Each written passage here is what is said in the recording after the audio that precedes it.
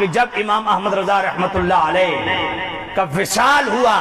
خبر پہنچی اشرف علی تھانوی کے پاس، تو اشرف علی تھانوی پڑھا رہے تھے، انہوں نے ہاتھ اٹھا لیے دعا کے لیے، تو ہم نے کہا انہوں نے تو آپ پہ کفر کے فتوے لگائے ہوئے ہیں۔ بقول شفیع دیوبندی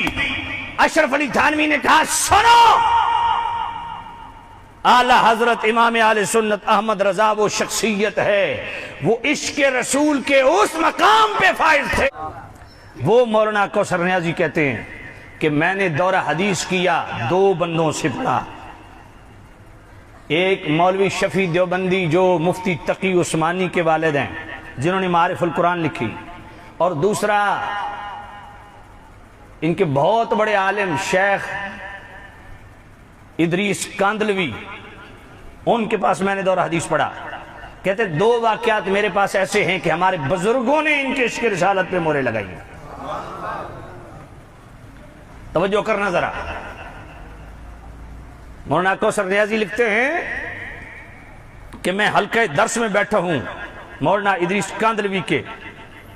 تو امام اہل سنت امام رضا رحمت اللہ علیہ کی بات چل نکلی، تو شیخ ادریس کاندلوی کہتے ہیں، مولانا کوثر نیازی کہتے ہیں وہ مجھے مولوی صاحب کہتے تھے، کہا مولوی صاحب امام احمد رضا وہ ہستی ہیں، ان کی بخشش تو صرف ان فتووں پہ ہو جائے گی جو انہوں نے ہم پہ لگائے ہیں۔ اللہ اکبر۔ تو مولانا کوثر نیازی 3 اکتوبر 1990 جنگ اخبار کا آرٹیکل لکھتے ہیں، کہتے ہیں ادریس کاندلوی کی میں مجلس میں بیٹھا ہوں، دورہ حدیث کر رہا ہوں، انہوں نے کہا کوثر نیازی احمد رضا اس شخصیت کا نام ہے جس کی بخشش فقط ان فتووں پہ ہو جائے گی جو انہوں نے ہم پہ لگائے۔ اللہ فرمائے گا احمد رضا عشق رسول میں اتنا رچے بسے تھے کہ اتنے بڑے علماء کو بھی آپ نے فتوے لگائے، کہا اللہ فرمائے گا جا اسی عمل پہ تیری ہم بخشش کرتے ہیں۔ اور پھر خود کوثر نیازی کہتا ہے کہ اسی طرح میں مولانا شفیع دیوبندی ان کے حلقہ درس میں بیٹھا تھا، حدیث کا درس لے رہا تھا، تو انہوں نے خود واقعہ مولانا شفیع دیوبندی نے خود واقعہ سنایا، اور انہوں نے کہا کہ جب امام احمد رضا رحمت اللہ علیہ کا وصال ہوا، خبر پہنچی اشرف علی تھانوی کے پاس، تو اشرف علی تھانوی پڑھا رہے تھے، انہوں نے ہاتھ اٹھا لیے دعا کے لیے، تو ہم نے کہا انہوں نے تو آپ پہ کفر کے فتوے لگائے ہوئے ہیں۔ بقول شفیع دیوبندی اشرف علی تھانوی نے کہا سنو، اعلی حضرت امام اہل سنت احمد رضا وہ شخصیت ہے، وہ عشق رسول کے اس مقام پہ فائز تھے، عشق رسول کے اس مقام پہ فائز تھے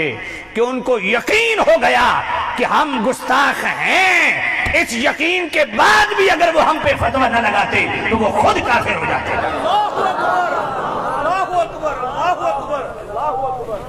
میں نے کہا امام اہل سنت کا عشق کوئی ایسا ہے،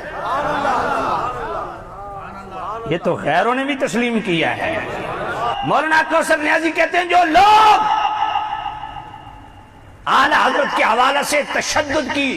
دعائیاں دیتے ہیں، ان کو پتہ ہی نہیں کہ اعلی حضرت کا جو اعلی حضرت کی ذات کی پہچان ہے اور پوری حیات کا عرفان ہے وہ کیا ہے؟ کہا وہ فنا فی الرسول کے اس درجے پہ فائز تھے، اعلی حضرت فنا فی الرسول کے اس درجے پہ فائز تھے کہ ان کی غیرت عشق احتمال کے درجے میں بھی خفی سے خفی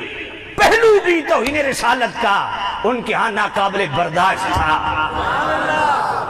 اور آگے اس نے لکھا کہ اعلی حضرت کے وصایہ شریف کا مطالعہ کیجئے، لوگ آج وصیتیں کرتے ہیں پراپرٹی کی، لوگ آج وصیتیں کرتے ہیں جناب والا اپنے مال و متاع کی، امام اہل سنت وہ عظیم ہستی ہیں کہ آخری وقت وصیت کیا کی، اپنے اقربا کو، عزیزوں کو، مریدین کو، متعلقین کو، متوسلین کو آپ نے آخری وقت وصیت کیا کی؟ کہا سنو، تمہارا جتنا ہی پیارا جی جان کیوں نہ ہو، جس کے اندر رتی برابر بھی اللہ اور اس کے رسول کی توہین کا رتی برابر بھی شائبہ پاؤ، کہا اس کو اپنے سے اس طرح جدا کر دو جیسے مکھی کو دودھ سے نکال کے پھینک دیتے ہیں.